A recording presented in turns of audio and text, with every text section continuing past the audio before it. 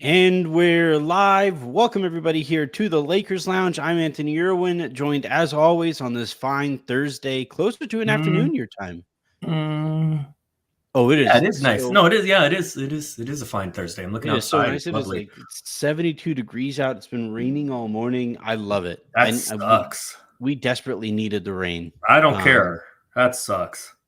we have a Rain creek that sucks. runs behind the house, and it's like the Of course you most do. full it has been in a long time. So Does it have fish?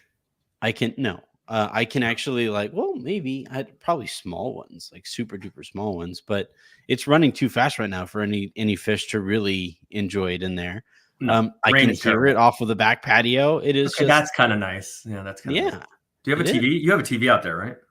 I Or do. no? You have a TV and you have the movie theater, the inflatable screen Well, yeah, but projector thing. that Yeah, like yeah, takes yeah. setup and stuff. That's for the kids, for the children. Yeah, it's a rough life. Children. This is you should actually work for the Texas Chamber of Commerce and Tourism Board. Like this is every time you do this, it's like it's. I would guess your mortgage is probably less than my rent. My place is fine. My place is Well, fine. It's property nice. taxes out here suck. Is the thing. Like You poor thing. You and Well, your 85-inch TV in the foyer, and your. I mean, unfortunately, you have to deal with. You know what? I'm gonna. Texans. That's a good way to put it. So today on the show, we have a lot to get to. Do we? Yeah, we do. We do. Like basketball stuffs. Yeah, we have a Denver Nuggets beat down to react to.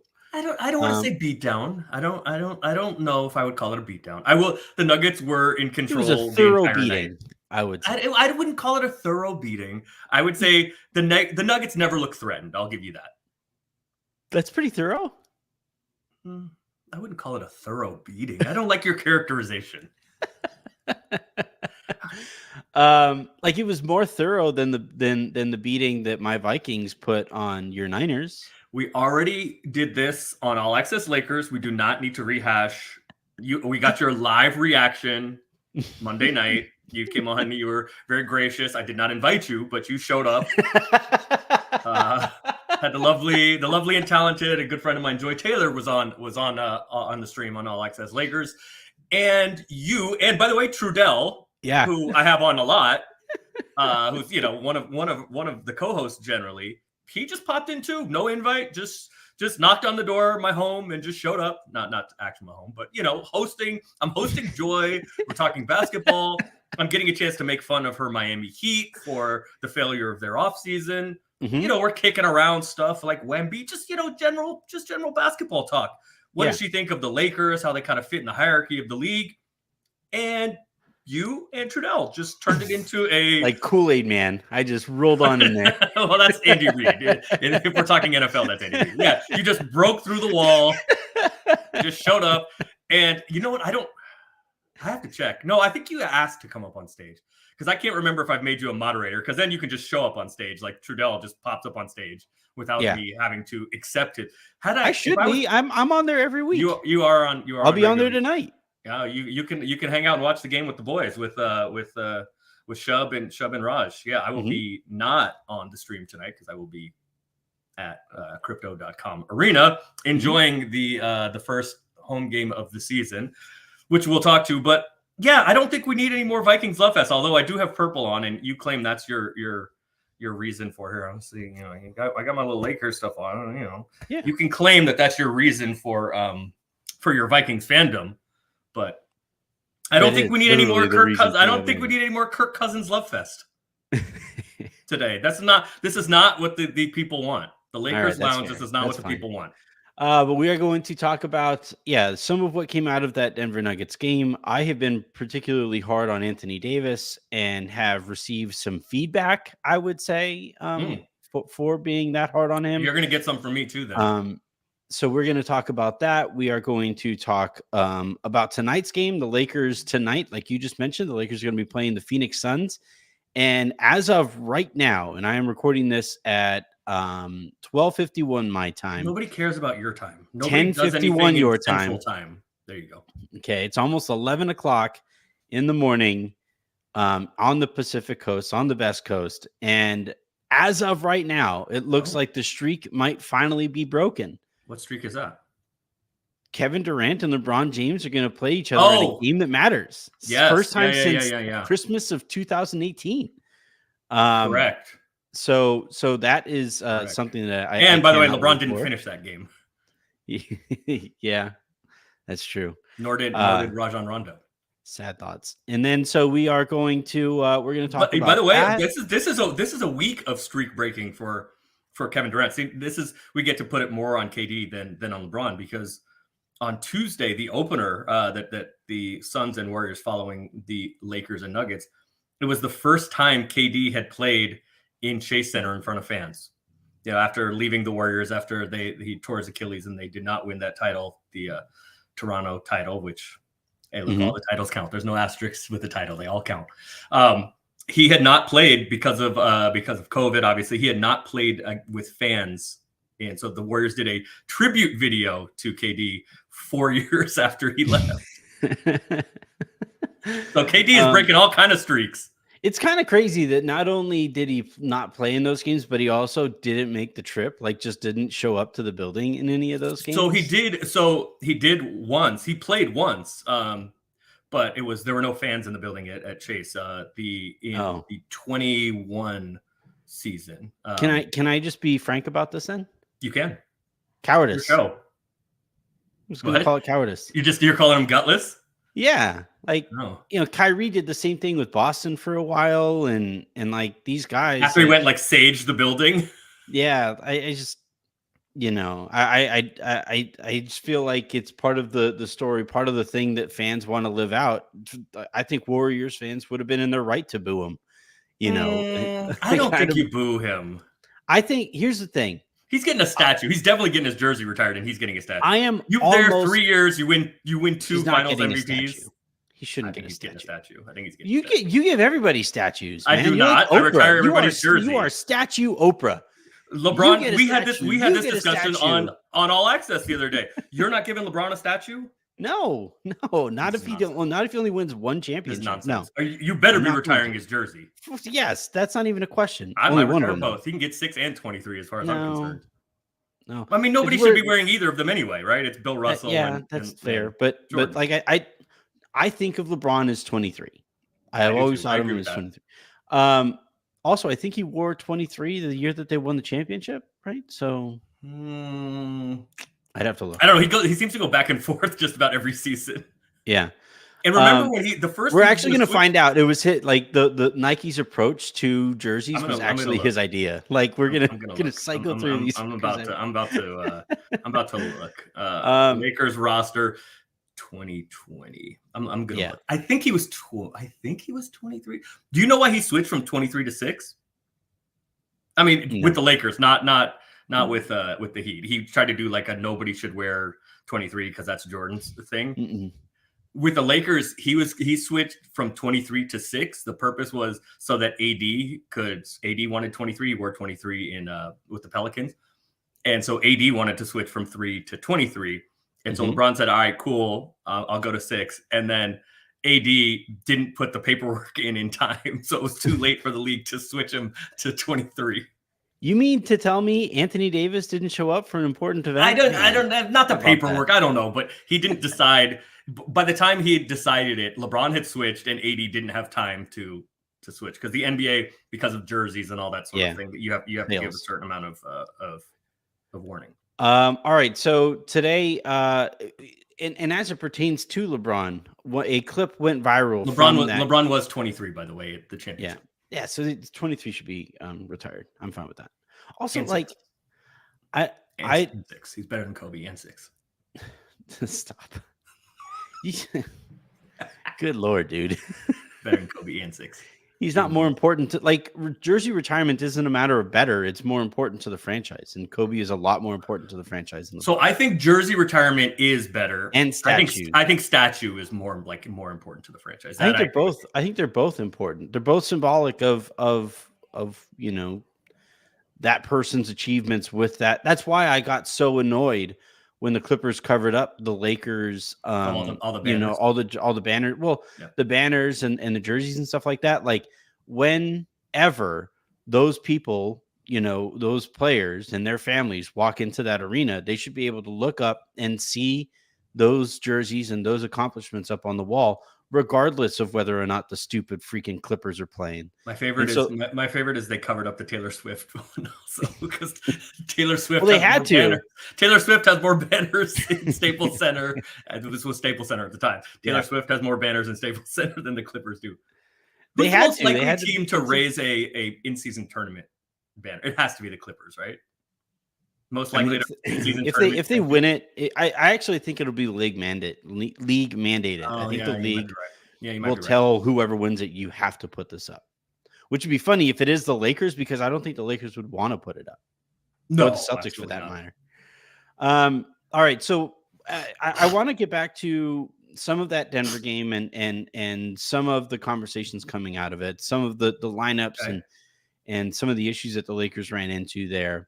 And a clip has gone viral of LeBron James having a couple notes, I would say, for the coaching staff in the middle of that game. So here it is.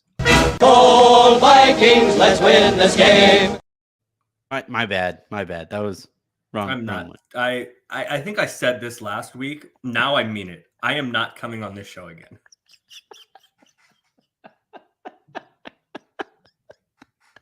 This is it. So at this point, this is the end of our working relationship, end of our friendship, and our friendship. Working and our friendship. And by the way, you should keep me here until I have to leave for the arena, because this is the last time. This should be a 7-hour show until I have to get in the shower to go to the arena. We should just talk, because this is it. No, you don't have 7 hours. You have 4 hours. All right, fine. Then everybody buckle up. And by the way, check out Indeed.com, where I will be posting a weekly co-host opening in the Lakers line. All right, yeah. All right. I mean, you probably do better than me on Indeed anyway, so maybe this is win-win. Here is the actual clip. I do know I can play point guard too, right? Okay. We got a lot of length. I can play the point. With Rui in there, or Austin and TP at the 2 and 3. I'm just out there just floating around. Your thoughts? So I tell you this a lot, and obviously you cover the Lakers for a living, and you are also a Lakers fan, so you see everything through a Lakers lens. This has come up a lot when we talk about the insular nature of the Lakers and, who's around and who is trusted and all of that. And this often to you and to fans, because everything is viewed through a Lakers lens, feels like, or seems to you guys as like a specific Lakers problem or a specific Lakers thing. The same is true with this. What you just heard happens in every NBA game always. It's LeBron, so it carries more weight, and LeBron being mic'd up. And by the way, LeBron does nothing by accident. I say that on the show a lot. LeBron knew what he was doing. So I don't think it's it's interesting, right? And I think it's good. Like, it's interesting that the league could get LeBron to do it. And I think there's some good stuff there, right? I think there's some interesting content there. But I don't think it's like out of the ordinary. And LeBron is a genius. LeBron is probably the basketball genius of all time, I would say. And I do think it's interesting. And it speaks to the, LeBron still, I think it's good that LeBron still has confidence in his ability to conduct an offense, to control an offense, and to play point guard, which he did and led the NBA in assists during the championship year. So I think those are all good signs. And I do think it's interesting. He says he's floating out there. Okay, well, who is that on? Yeah. I mean, that's probably like, okay, LeBron, if you're floating, stop floating. Because LeBron can get the ball anytime he wants. Yeah. But I do think it raises another question, which is probably what I think we're going to get to. And this is the only part of it that I think is meaningful. If LeBron's minutes, and we can talk about this if you want, how much he should be playing. But if LeBron's minutes are going to be reduced to the level that they were on Tuesday night, then I think it's a fair question to ask, So I think there needs to be a balance between how much LeBron plays and how taxing those minutes are and what is asked of him during those minutes. And I think like it's kind of a sliding scale. If LeBron is going to play less, I do think he should probably control the offense more in the minutes when he's there. Does that mean less from D'Lo? Maybe, but D'Lo is such a good fit with LeBron. He can slide over and, play the 2 as a catch and shoot guy. He's a good enough shooter for that. Gabe, similarly, but LeBron makes the point of we have the size, we have the length. I can play point guard and be just enormous, like the Lakers were in the title year. So I think it's a question of LeBron minutes. I think it's obviously you can see the trust level that he has in Phil in those clips, talking to Phil, but he's talking to all kinds of people in other parts of that, not that clip specifically, but other parts that we've gotten from him when he was mic'd up. You see a lot of him diagramming stuff in the huddles and kind of collaborating with Darvin and saying, let's do this, let's try this. You see a lot of him talking through stuff with Torian and some other guys. D'Lo, when I'm here, do this. When I come up, whatever. I see everything, all of that. So I think the most interesting part of it is LeBron's desire to play point guard more. And it is a part of his game the last couple years that has not been leaned on as much as it was in the past. I think some of that is LeBron's doing. This goes back to Magic putting the roster together with LeBron about, LeBron has said that he wants a little less, on ball creation role. Experiment. But then once I'm not going to do this. I'm not going to use this analogy. I almost did it again. Once it gets real, what does LeBron fall into, right? We could see it even last year towards the end when your back is against the wall. LeBron says he wants to kind of pull back, and it said so this year, this offseason. He called AD the best player on the team. So I think it's going to be some push and pull between LeBron's minutes and then how much he wants to take on the burden of creation. In those, if he's going to have a smaller minute load. So I think it is fascinating, but I don't think it's I don't know. I don't think it's as alarming as maybe it comes across. I never thought it was alarming. I never thought it was something that I was particularly, oh man, I feel a sneeze coming on. But God, that is the worst. You ever when you can't get it out? Yeah, oh yeah. Yeah, and just come on. All right, but anyway, I'm fighting my way through this. I'm literally just shoving this sneeze back down in my but anyway, stick a pencil up in there. See if that helps. I never thought that it was alarming or anything like that. It comes off to me the last quote that you see from it, right? I'm just floating out there is I think what's really set people off. Yes. Everything until then was kind of like basketball talk. I thought it also reminded me, you mentioned how everybody is talking to everybody over the course of the game. One of my favorite, or I guess least favorite types of reporting that gets done is Team X is monitoring superstar X's situation, right? And it's every Team X front office is having conversations, internal conversations. Every single team is having those conversations about that player, about every player. Yeah, this isn't the NFL where certain players get blackballed and teams collude with each other to keep prices down or whatever. This is the NBA where these teams, if they see any opportunity whatsoever to, get an advantage with a player, absolutely, no matter whose team or what team, including guys that are currently accused of felonies. Yeah, this is if you can get a second round pick out of a dude that's been never mind. Yeah. Right. Well, shouts to Chuck for asking that question. I don't think that was scripted. That was good. A lot of people thought that was scripted or whatever.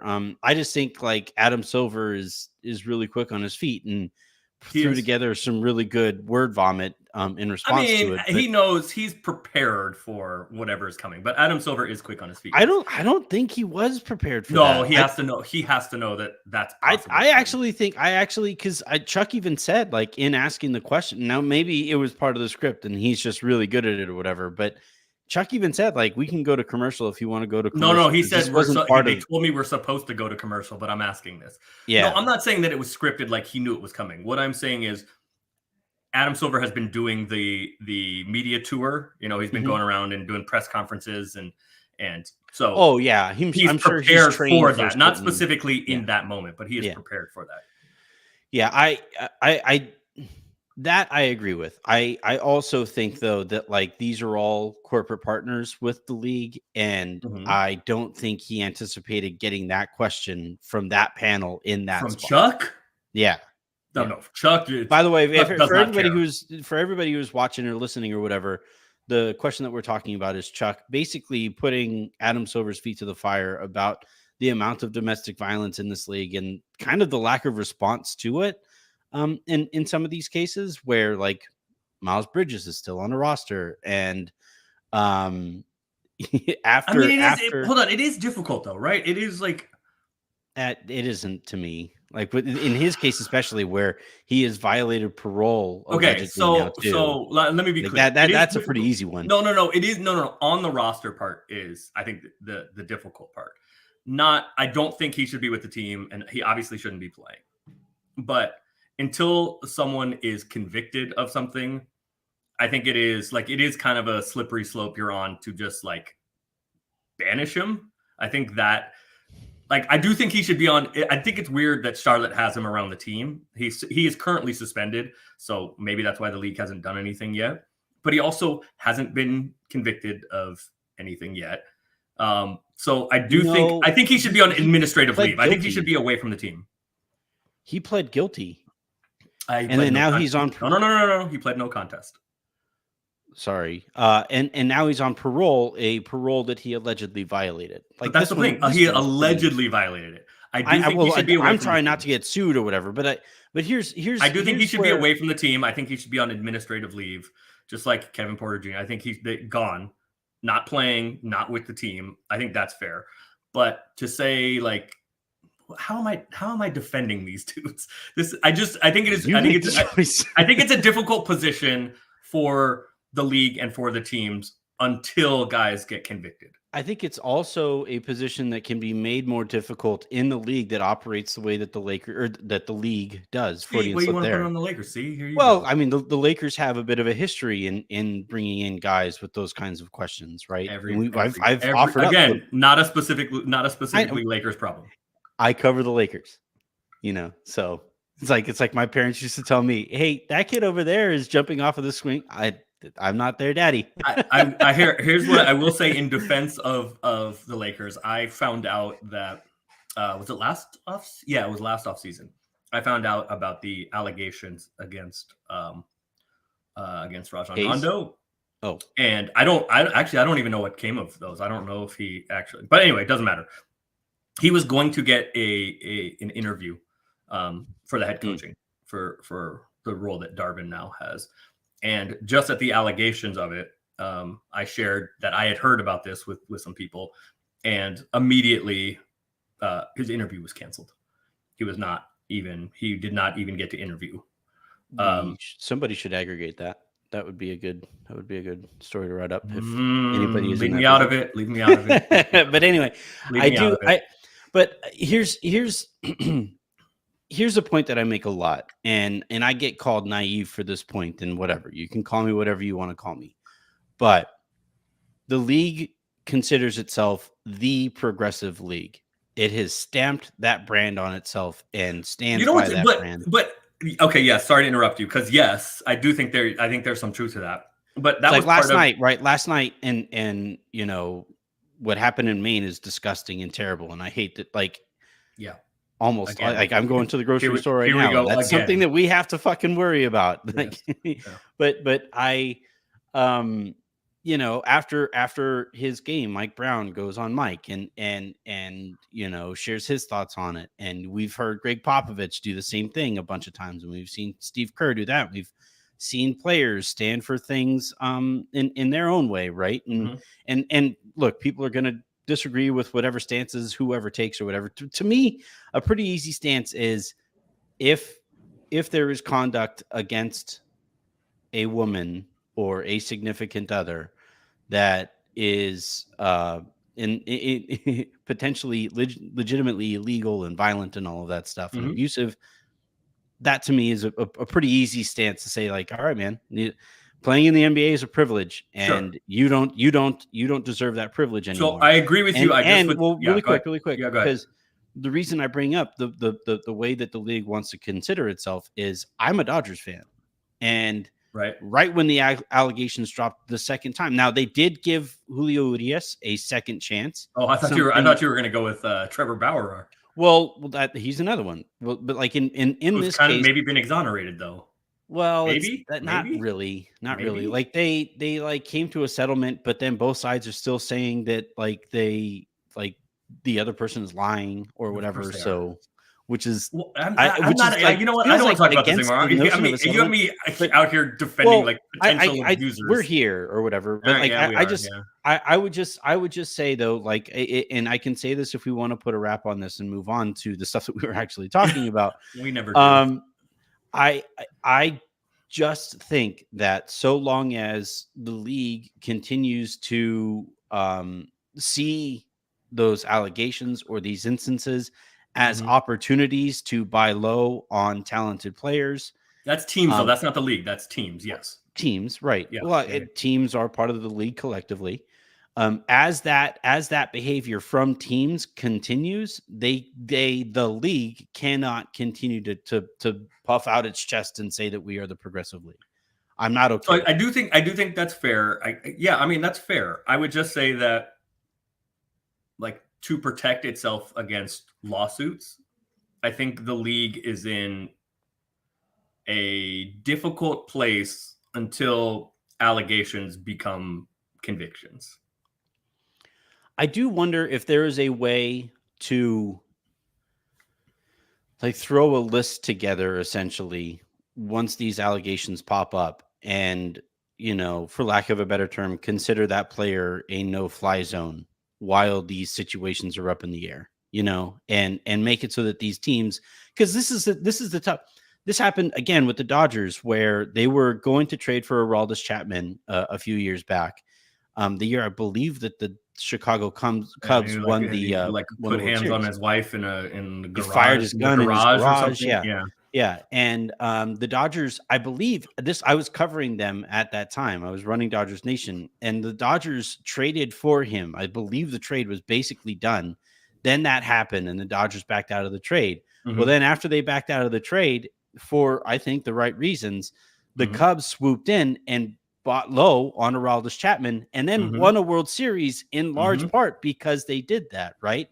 And so long as that, as long as that behavior and as long as teams see those allegations as opportunities, like to get a more talented player on their team, like so long as that is kind of the general stance that all teams are going to take, and this is across all leagues, NFL, NBA, MLB, like this is where I think we collectively as a society need to expect a little bit more out of our sports teams and out of workplaces to just say, like, no, you know what? That's a no-fly.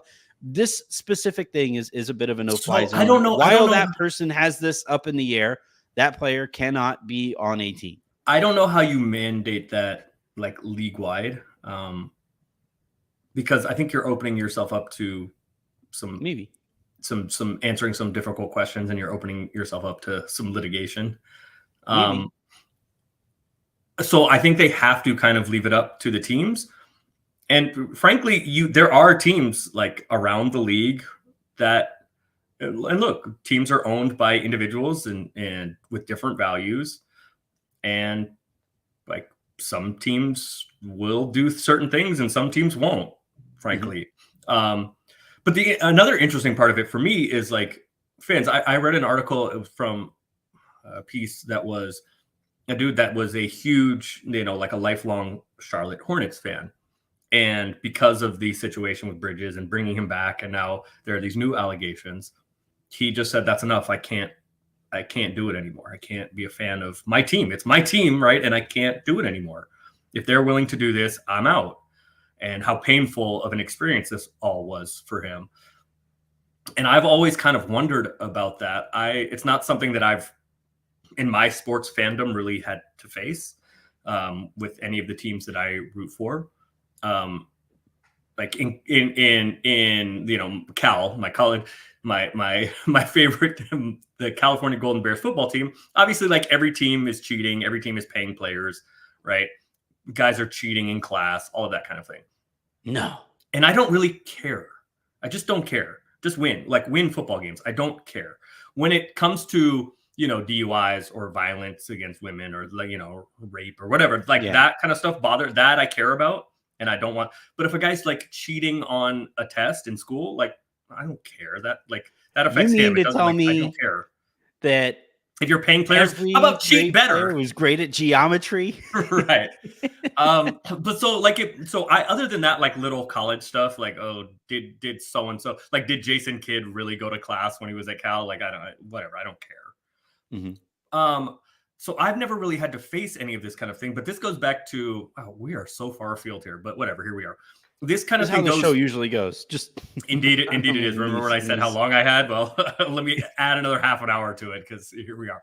I've always thought this this came up for me a lot, specifically when Deshaun Watson, who probably is a despicable human being. It seems very likely he's a despicable human being. Mm-hmm. I don't know. I wasn't there. I don't know. I'm inclined to believe accusers because I would rather be wrong believing accusers than not, especially when there's like 27 of them. I like this note from Gavin. Matter of fact, screw your program if you're not paying. Exactly. Players. I agree. And by the way, here's the other thing. Here's the worst part. Cal's cheating just like everybody else and still losing. Cheat better. If you're going to cheat, do it well. Who do you think paid Aaron Rodgers more, Pat McAfee now or the Cal Bears? Oh no, it's definitely Pat McAfee now.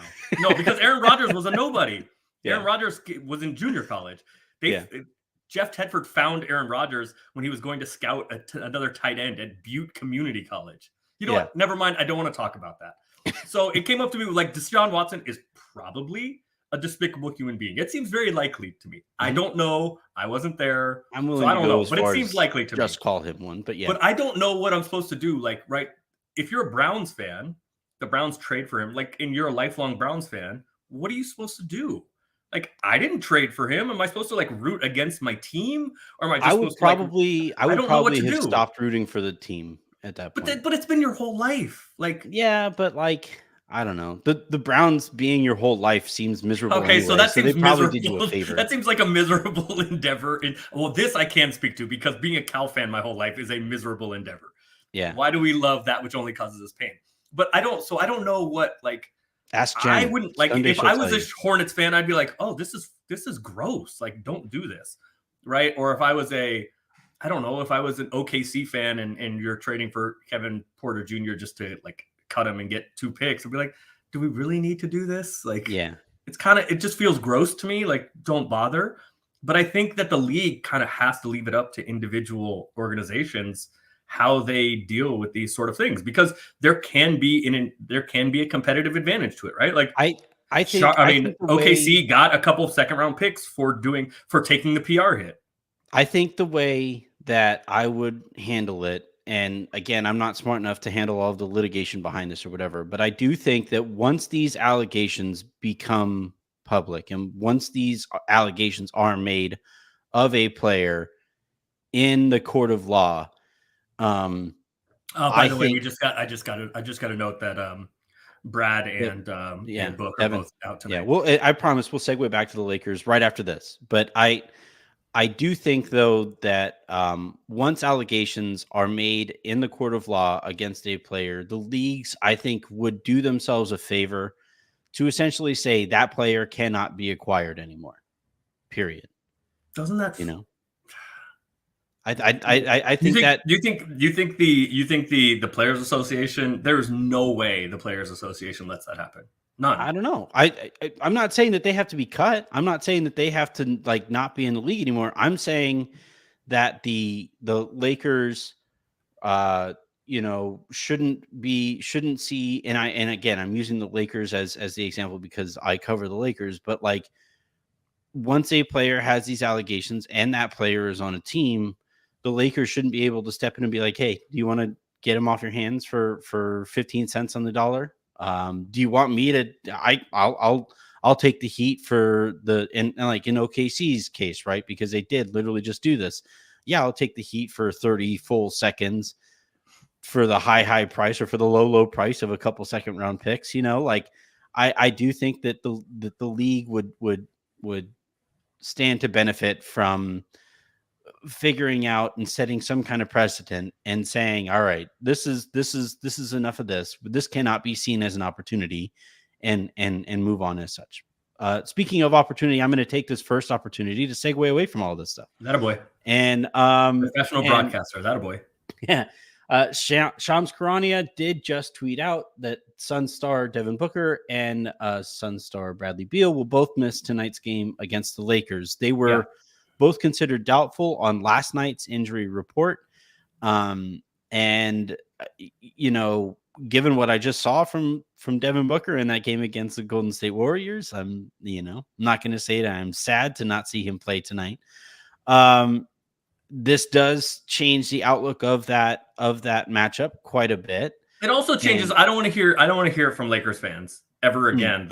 Everybody not plays ever against again. the Lakers. Not ever. Again. I don't want to hear it ever again. No, not ever again. No, Come there's on. no. It's just not. Last year's trend was pretty hilarious. It's not true, but it's just not it is not statistically meaningful. It is not statistically accurate. We're gonna have to go back. You do the Jesus the stone rolled away for Jesus to play against the Lakers on the third day, but look, no.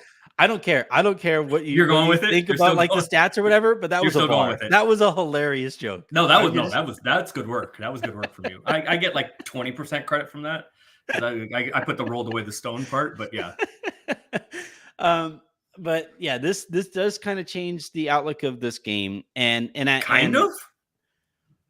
yeah, very much so. The Lakers probably should win this game. All this said, Kevin Durant still can go out and drop 50 on your head and win a game single-handedly. But given that Bradley Beal and Devin Booker were both considered basically the primary initiators of the offense, what do you think how do the Suns handle this kind of situation? Do they just run everything through Nurkic at the high post? And if so, can AD just swallow that offense whole? Yeah, I think you're going to see KD just cook. And luckily for the Lakers, they have when you don't have to worry about Book and Beal. I think the Lakers have a handful of pretty decent options against KD. I wouldn't have said that if the other two guys were available. KD really struggled. Book was available, obviously, and played very well on Tuesday against the Warriors. KD was bad. KD just was bad. He was plainly bad. He looked old and he was just bad. And kind of similarly to the Lakers, the Warriors probably have better options, but the Warriors had a lot of bodies to try against KD. Clay started on him, but Kuminga and GP2. So for the Lakers, it's I would guess Torian gets the first shot at it. I would guess it's Torian on him first, but LeBron can take a little time. And because Nurk, who's a good rebounder and a pretty good offensive player, I think you may see AD getting a shift on him. LeBron can take some here and there. Rui can take some here and there. So I do think it's going to be kind of a guard KD by committee. I think you're going to see an uptick in usage from Eric Gordon because he is probably, other than Nurk, the only guy who can dribble. He is probably their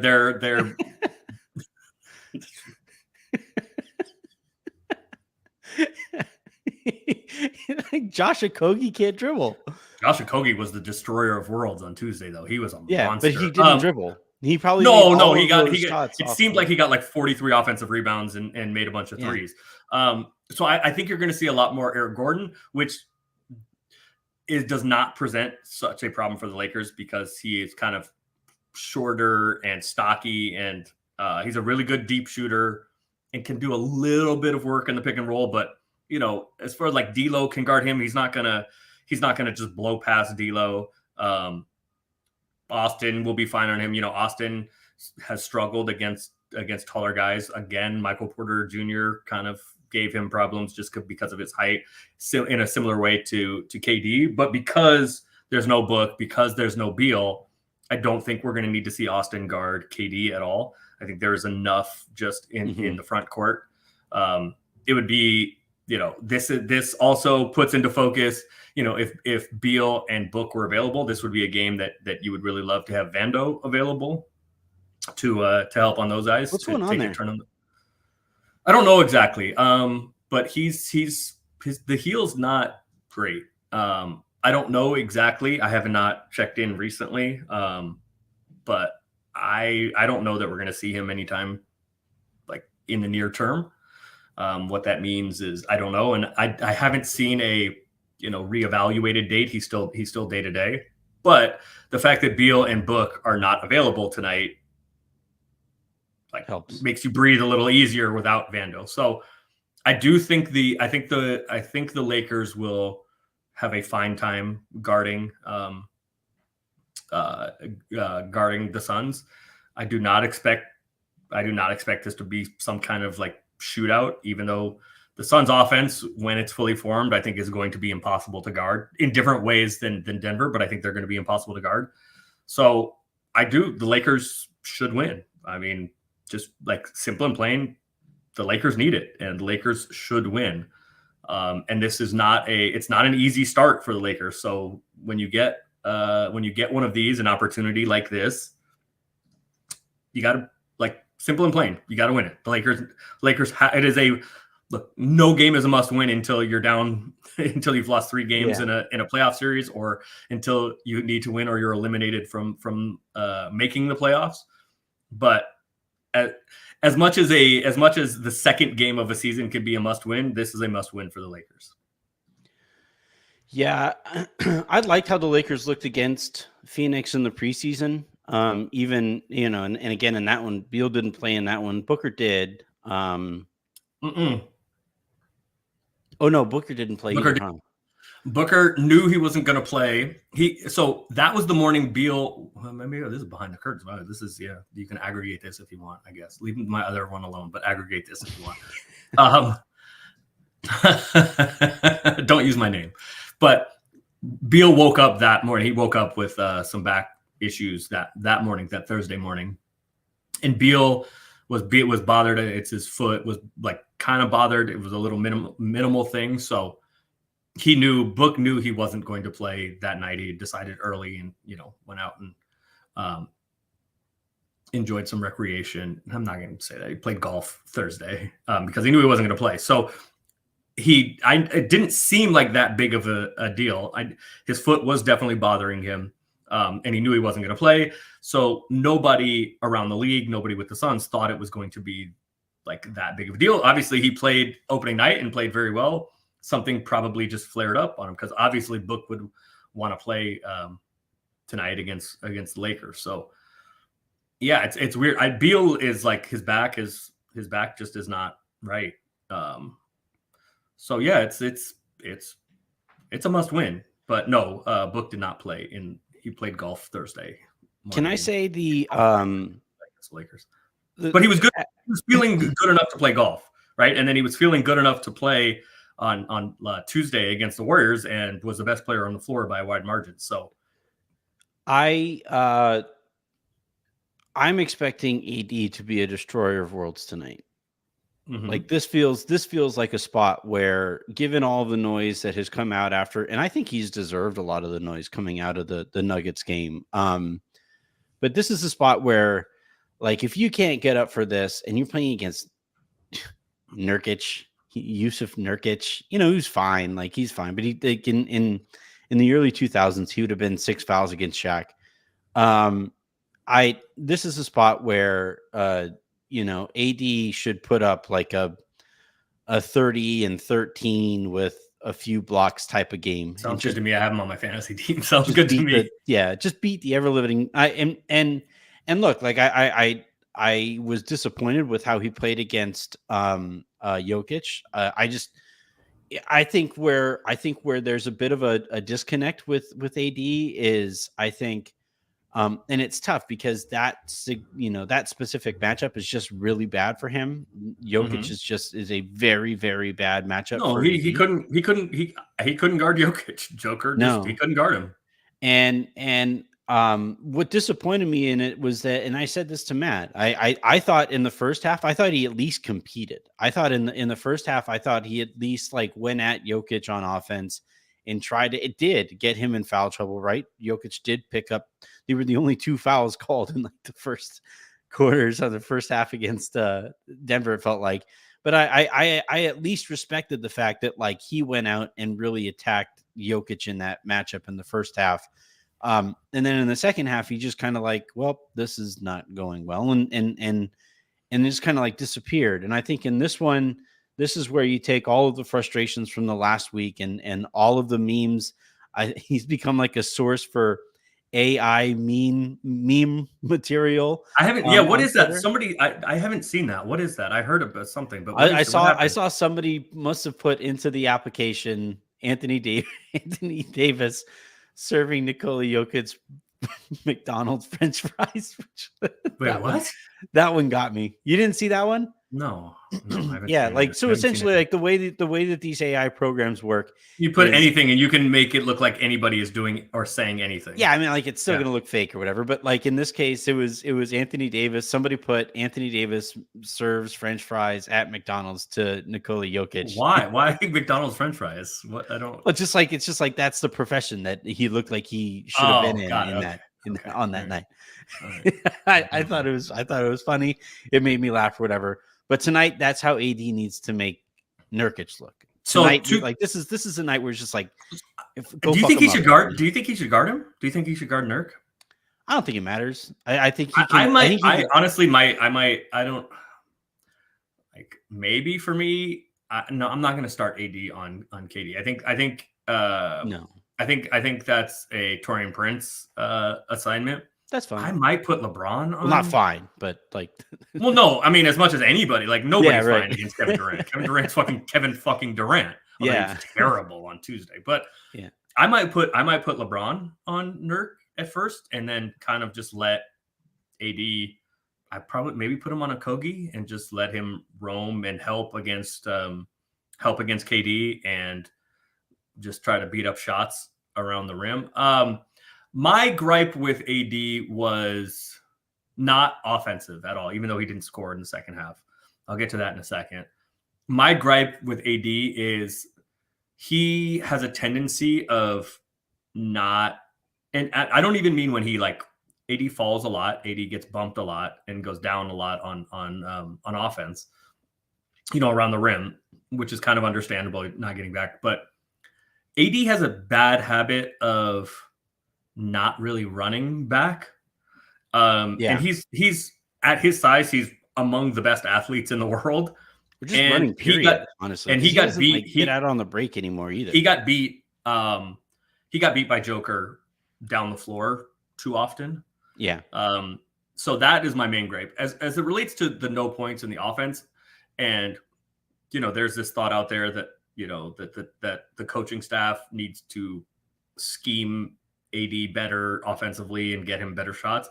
I don't think so. AD got good shots in the second half. They just didn't go in, and sometimes they just don't go in. Right? Was he like 0 for 6 in the second half? If go look, shots is low, so that's fine. Yeah, that's fine. That's fine. Maybe whatever. Maybe he needs 8 or 10 in the half, but the shots he was getting were almost all like really good shots. They just didn't go in. And so however much that's on AD, that's on AD. That's not on the coaching staff to me. That's not really on AD. Like, sure, AD needs to make half or 4 of those 6 shots. That's fine. And he only shot 4 free throws, but sometimes they just don't go in, right? And so this is kind of one of those like process versus results thing. I think the process for AD was okay offensively in the second half. The shots just didn't go in. And sometimes sometimes LeBron shots don't go in. Sometimes Steph shots don't go in. Sometimes Jordan shots don't go in, or Shaq, or everybody, right? All of them. So for whatever reason, they just didn't go in. But as far as what the shot diet, what kind of shots he was getting, I think they were pretty good. Yeah, I don't think they were pretty good. I think they were really good. It's fair to say I would like you more aggressive. You need to get to the line, and that 6 shots should be 10 shots. That's fine. But the ones he got, they just didn't go in. But those are shots he makes. The other thing too, though, is that like, so I don't know if you heard the conversation that I had with Pete and with Harrison about AD. Mm-hmm. And look, I will cop to, like, I am probably way harder on AD than just about anybody in covering the Lakers. I'm probably way harder on the Lakers just in general than anybody covering. But AD to me is like the type of talent who, like, you should have high expectations of, right? Like, Sure. it's like with Jen, right? I am the father of her children. I was gonna say, Right. Well, no. So like I'm the father Where are we going here? of Jen's children, right? You and are. so she's going to have like higher expectations of me than anybody else on the planet because I have a much greater impact on her life than anybody else basically on the planet, right? She didn't make a grave error there. when you were in town, I had meant to pull her aside and have a conversation, but I was like, "Are you sure about this, my dear? I mean, you're kind of pot committed at this point." I'm there like gnawing on your couch, like that's the guy. Are you sure about this, my dear? So yeah, but like with AD, I have really high expectations because A, he is talented enough that I think I can have those high expectations of, and B, because of the role he's going to play within this organization, right? Like LeBron is calling him the face of the franchise, and a lot is riding this season. Basically, is riding on whether or not he is able to step into that role as the best player on this team, especially if LeBron is playing, sub 30 minutes a night. And so like, all right, fine. Even given what LeBron or what Harrison and Pete said the other day. And that like AD is that kind of special. He just impacts it on the defensive side. Okay, fine. But he better be that kind of special on the defensive side. And I didn't think he was that special on the defensive side, whether he was guarding Jokic or not. Like, I didn't think he impacted the game very much on that end. It took him till like the third quarter to grab his like third rebound. So like, he didn't rebound. No, so that is, he didn't rebound well at all, right? Until like 2 minutes left in the first half, he had as many rebounds as you and I did. And that's not enough, like plainly, especially when your main assignment is guarding Joker, and Joker's not going to operate exclusively around the rim, but there's a lot of Joker around the rim. So fine. That's, I think that is the most fair gripe, against AD on Tuesday. He just didn't rebound well enough. I think he had 7 in the second half. I think finished with 8, right? That number needs to be 12, 13. But when you say he didn't impact, like some of that is like, let's be cognizant, respectful of how just damn good Joker is. Right? Sure. Joker kicked his ass. He did. Joker kicks everyone's ass. And I think that outside of Draymond, maybe Embiid, look, I'll put it this way. I think AD is the best defensive player in the world. As it relates to guarding Joker, I think he's one of the best.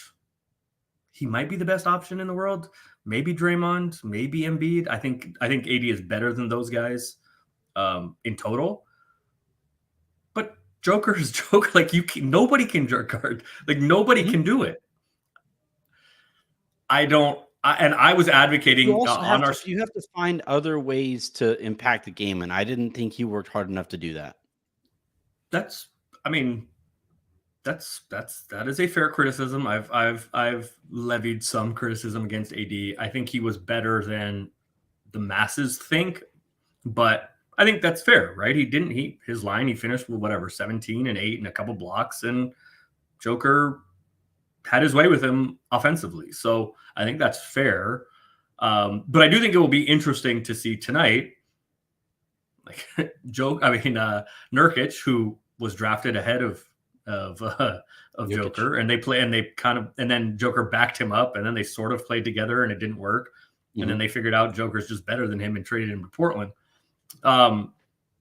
Nurkic is a decent offensive player, and he's a good rebounder, but he certainly does not present the challenges that Joker does. So yeah, I think it's a fair ask of whether or not, the stats are kind of a separate thing. But I do think it's, whatever he finishes with, the numbers he finishes with, that is kind of the variances of the game So who knows? Yeah. But I do think it is fair. It is a fair ask of AD tonight to say, like, we need to feel your impact, right? Whether that ends in 38 and 22 and 5 and 4 blocks and whatever, that remains to be seen. But I do think it's fair to say you should probably physically like impose your will and dominate tonight. And maybe that's 19 points and 12 rebounds and, you know, whatever, fine. But I do think it is a fair ask for everybody watching with their eyeballs to say, like, AD put his imprint on this game. Yep. That's essentially what I'm looking for tonight, especially given that they're going to be shorthanded and stuff. I think I do think that the Lakers should take care of business tonight and cover. Who said that? I didn't say that. I have no idea what you're talking about. And look, bet on basketball games. For those of you who want more of this kind of content, by the way, more of it is coming. So I will be on All Access Lakers tonight with Raj and with Shub, and I'll be tuning in to at least parts of this game here. Then for the last 5 minutes, I will be hopping on the Lakers lounges. Yeah, the Lakers. Yep, the Lakers lounges. Action or what is the? No, what's the playback? I'll be hopping on the Lakers lounges playback for the pressure cooker. And then right after the game, we will be recording a lowdown for tomorrow morning. And I am working on getting us a guest for Friday afternoon as well. So a ton of stuff. Someone better than me, I hope. Nah, no such thing. That's why I'm really nervous about having to go on Indeed and find somebody. So until the next time you guys. By the way, literally anybody that comments on the YouTube is probably better than me. That was Aaron Larsuel, and you know what? Have a great day, everybody. Skol Vikings, let's win this game. Skol Vikings, honor your name. Go get